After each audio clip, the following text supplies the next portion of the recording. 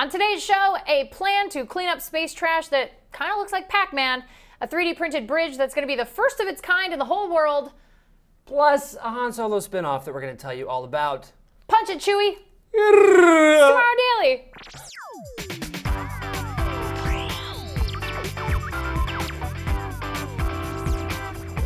Greetings, citizens of the internet. Welcome to Tomorrow Daily, the best geek talk show in the known universe. I'm Ashley Skeva.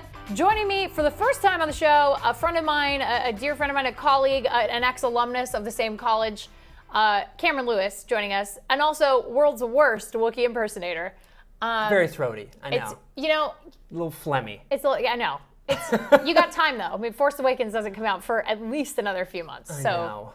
You're good. You're good. And we're gonna talk about Han Solo too. But okay, so really quickly before we move on to the headlines, let's tell everybody at home who you are and who are you and what does your daddy do? Well, you know. My daddy's actually an engineer, so I'm a little nervous about the bridge thing we're going to talk about today. Oh, okay. All right. Well, then you'll have to show him this show and like ask him about this 3D printed steel bridge. I absolutely will, because I think he's going to have some doubts about it. Yeah. I am a radio host and a entertainment host. I do some shows at AfterBuzz TV, Indy 100 Radio, and my own podcast called The Cameron Lewis Show that you guys can check out on iTunes and anything like that, and a good friend of yours. Yeah, a good friend. I've been on this guy's podcast. If you want to go listen to it. It's a good one. Super good and really, really fun. Okay, guys, we have got a lot to talk about, so let's hit the headlines.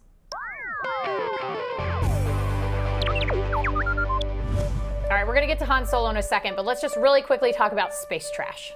We've discussed this on the show before. There is a lot of trash up in our orbit. Apparently, NASA estimates over 500,000 bits of trash, bigger than the size of a marble. So some pieces are not so big, but still dangerous. We've all seen Gravity, you guys. We know what happens when space trash gets out of control. Not good. No, never good. So a lot of different groups and people are trying to figure out how to clean that stuff up and still keep it safe. And so this was a pretty interesting proposal here. This is from the EPFL. They want to create a project. They started this project back in 2012. It's called CleanSpace One. It's a satellite that they plan on, and you can see this is how it's going to work. It's going to reach out this little net, and it's going to grab space trash, and then it's going to fling it into Earth's atmosphere and burn it up on re-entry. That's the solution, is just throwing it back at us. Throw it back at us. Well, I mean, I wish that maybe that happened to litterers. Like if the trash, they threw it out and they just threw it right back in their car or something. I think it'd be hilarious. Idea. I think it's a fantastic plan. But yeah, so okay. So that little cube there is actually, it's called Swiss Cube, and it's up in space. And they launched it up there a while ago. And what they want to do is this little 10-centimeter cube. They want to go get it. Like the plan is to go get it in a couple of years. So they're going to go and extend this sort of net, because before they wanted to use like a claw, sort of like a claw machine. And then they wanted to use like other ways. But then they've kind of discovered that almost like eating it like Pac-Man is kind of the way to go. So they would like go and this net would eat this stuff. And then they would take it. You can see it's flying back down. It'd burn up on re-entry. Is this like a cross promotion for that new movie Pixels? It's got to be, right? That's what's going on here. You're not fooling us. You're not fooling us, movie studios. But it's interesting enough. There's a lot of precision involved if they're going to make this work. They've announced official plans as of yesterday to do this mission in 2018. They're going to launch this mission in 2018. So it's going to take a few years. It's taken 3 years to announce the official mission, which will happen in another 3 years. So they have to build the net. They got to build the whole thing. They got to build the whole satellite. Okay. So and then once they get that done, they got to send it up. It has to reach orbit, catch up to the Swiss Cube, and then it has to get the Swiss Cube and then fling it back into Earth's Please tell atmosphere. me that the graphics on the screen of the computer that controls this looks exactly like the Pac-Man game. I mean, if it doesn't, that seems like a real missed opportunity. Yeah, they have to do this. Seems like a real missed opportunity. So yeah, that's what's going on with cleaning up space trash. But now I think we can discuss what's really important that's going to be happening in space in a galaxy far, far away, which is Cameron's story. A new Han Solo spin-off, also coming out in 2018. Okay. Wondering if they're coinciding. Pixels, I'm gonna say again, a studio. This is studio ploy. Yeah, I'm thinking so. So yesterday, actually, Disney and Lucasfilm announced that in 2018, a new Han Solo origin story spinoff is going to come around. Exciting. For Star Wars, directors Chris Miller and Phil Lord from the Lego movie. Oh, the Lego movie. Who doesn't love the Lego movie? So funny. And 21 Jump Street. I'm so happy about this. 21 Jump Street. Cloudy with a Chance of Meatballs was their first big one, I think. But so they know how to do funny. Yeah, they know how to do funny, which is perfect, I think, because this is Han Solo. He's a lighthearted guy. Yeah. You know, charming rogue. Yeah. Oh. He's a charming rogue. We should have him in here. He's a scoundrel. I'm really excited for this, though. This is awesome. I'm so happy with the choice of the directors. I believe this is the first Star Wars movie, or at least the first announced Star Wars movie where there's a duo directing. Yeah.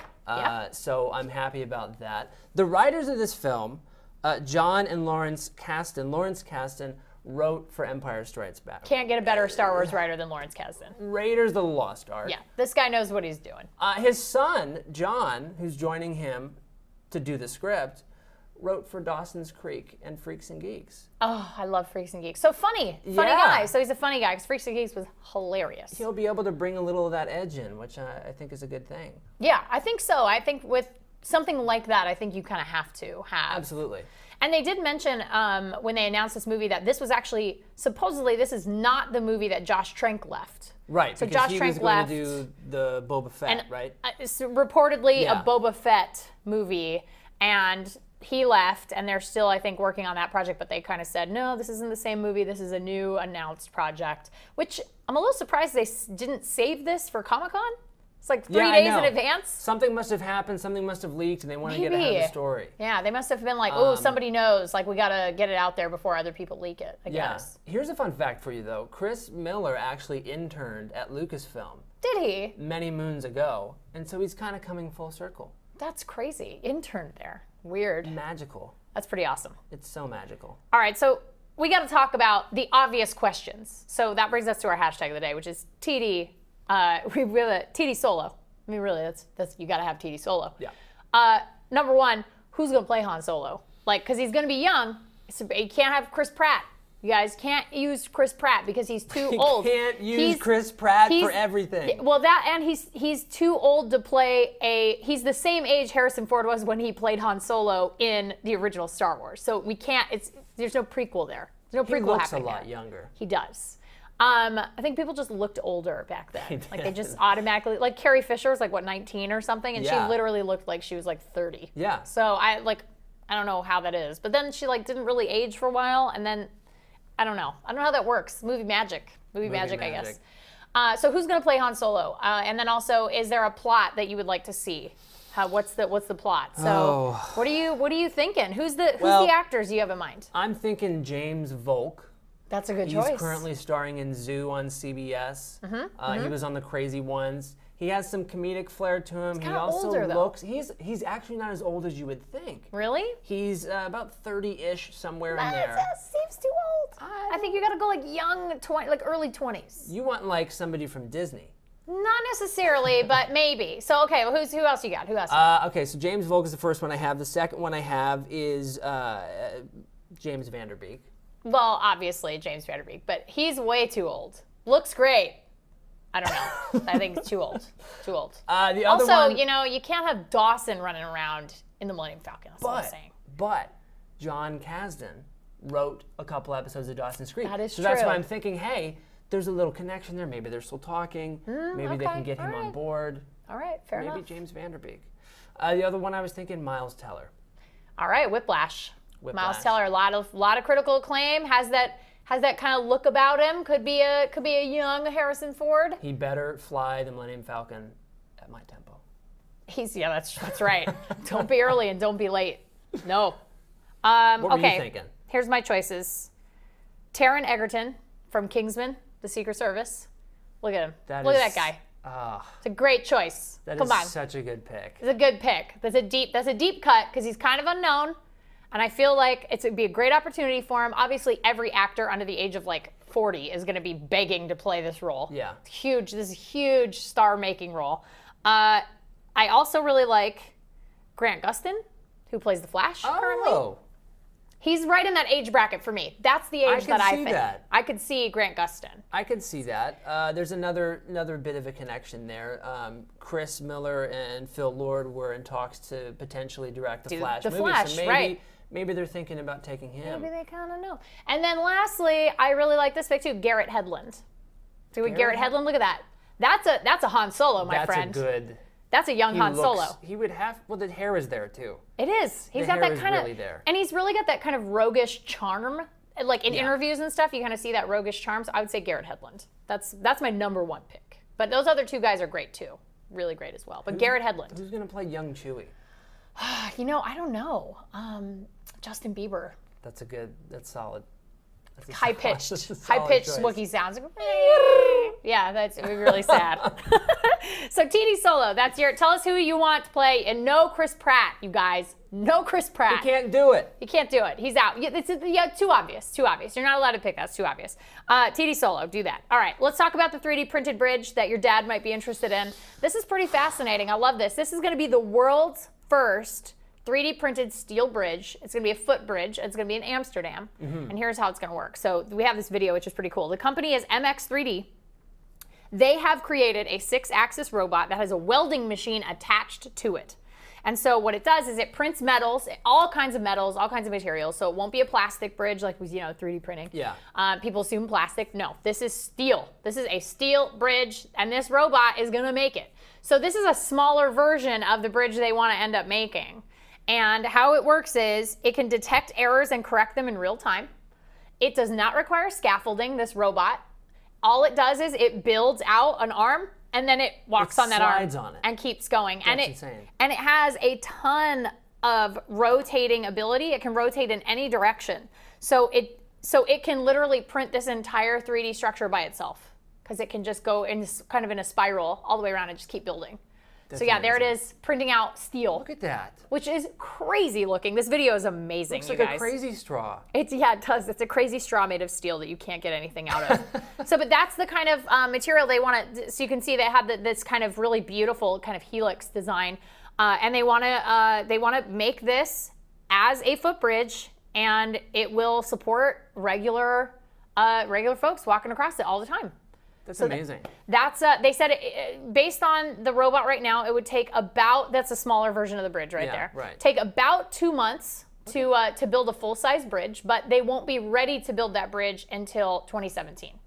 So that's how it worked. They use 2 arms, and then they build everything out, and then the robots would just keep building it all by itself. I'm happy they're starting with a footbridge. Yeah. And not going for the car, because that would make me a little bit nervous about using it. Maybe not a time to swing for the fences. I think you're right. I think you're definitely right. This is not a time to be like, let's do it so that big rigs can go across it. Let's do a Golden Gate size. Yeah, maybe just hold off on that. Ill-advised. But this could be a first step towards something like a Golden Gate Bridge, all fully 3D printed, which is pretty amazing. It's crazy when you see the video of the thing just sliding along what it created, you know, just hours ago. It's amazing. Yeah. Kind of reminds me of the little balsa wood things that you create like in grade school.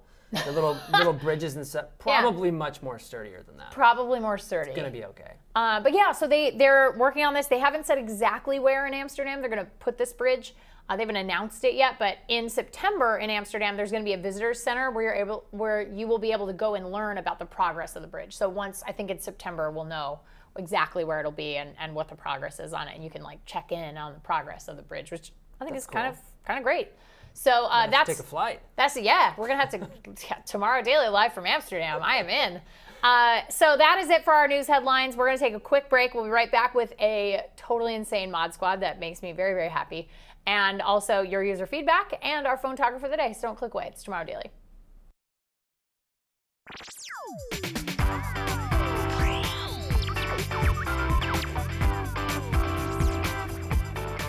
Joe, if you're just now joining us, I'm here with Cameron Lewis. Hello. Magnate of radio and television entertainment, terrible Chewbacca impersonator. Gotta stop doing that. Gotta really stop doing that soon. Yeah. Maybe it's just not a great really idea. Need to quit it. Half of the audience just stopped watching. They're done. But the other half, and my collar. Yeah, your weird collar. Area. Yeah. I mean, really, you're blowing it right now. First timer, never coming back. Never coming back. Okay, guys, we got to talk about this crazy mod squad. So, Logan, hit the graphic.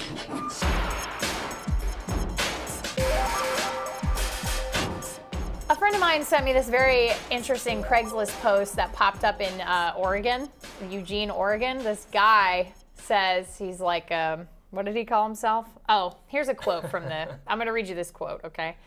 Presenting your chance to be the proud owner of the only dinosaur skeleton that has been reanimated through the mysteries of science and technology. It's a tricycle. What a sell. It's a tricycle. We have some images of this.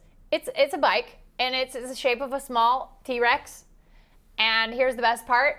You can it's a puppet as well. So you can ride your little T-Rex trike, and the handlebars control some wires that go to the mouth. So you can like open the mouth up, you can do the jaw.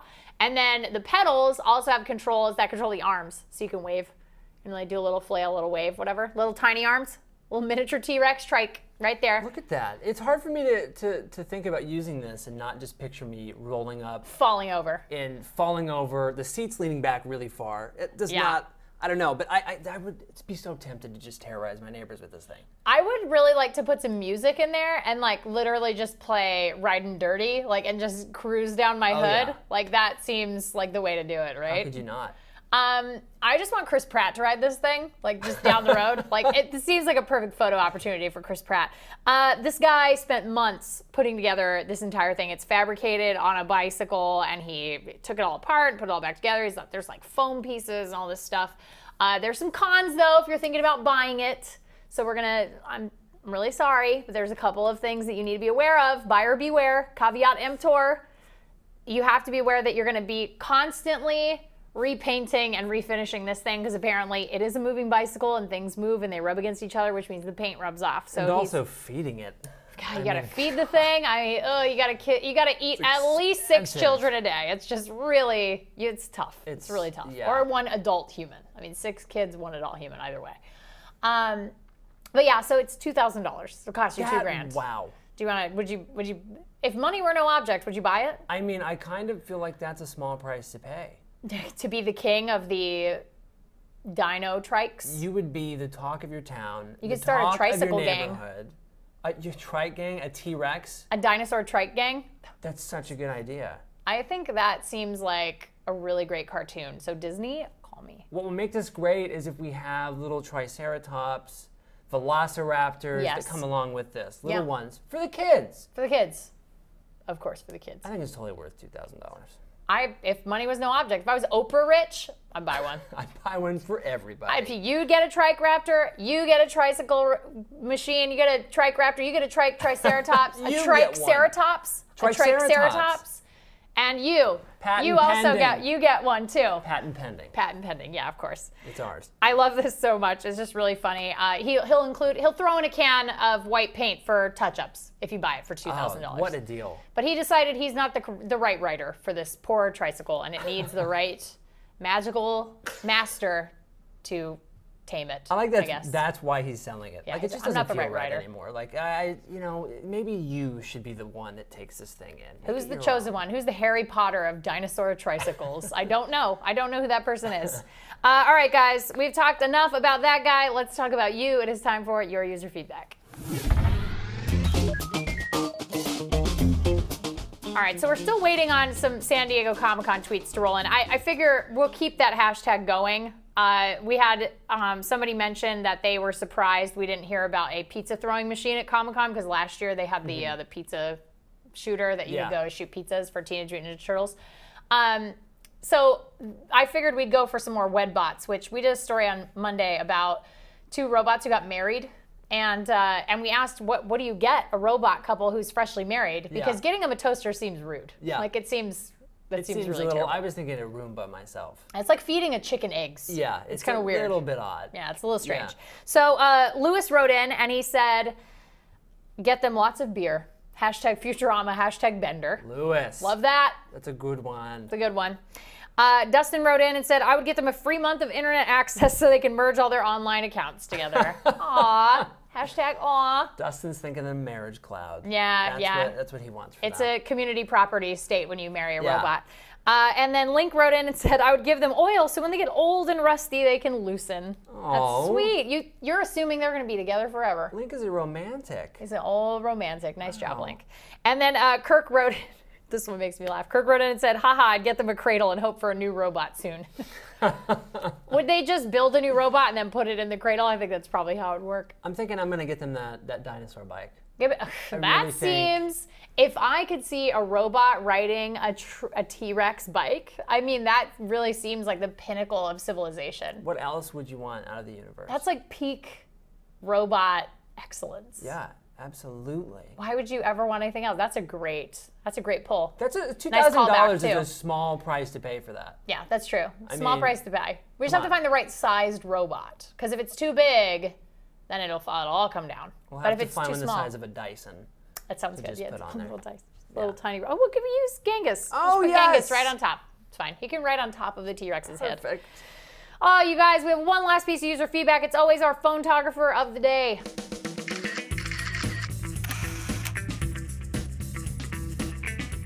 We like photographer of the day here because people get to submit their really awesome pictures, and this is no different. Kaveen wrote in, and he said, "Hi, Ashley and Kale, big fans of the show, all the way from Sri Lanka.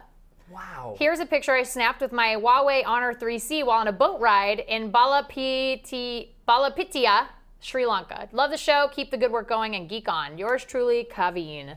That is an amazing picture, number one. Number two, it reminds me of a Disney ride.